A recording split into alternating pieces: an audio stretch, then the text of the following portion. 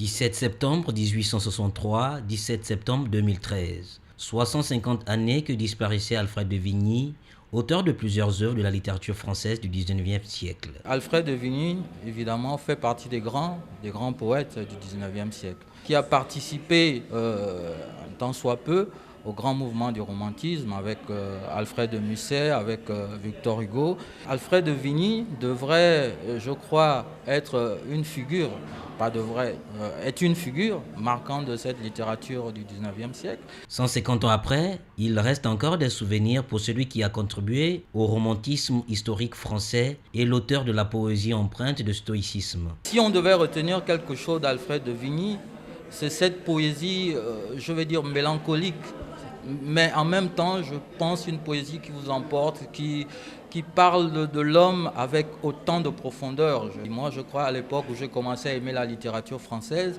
ce sont les premiers poètes que nous avons qui sont accessibles, parce que leur poésie est en même temps accessible, parce qu'elle parle à l'homme, parce qu'elle parle au plus profond de l'homme.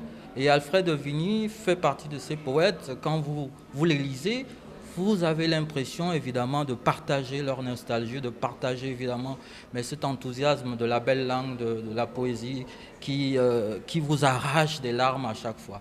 Alfred de Musset, Victor Hugo et Alfred de Vigny restent parmi les plus grandes figures du romantisme et qui ont marqué la littérature française du 19e siècle.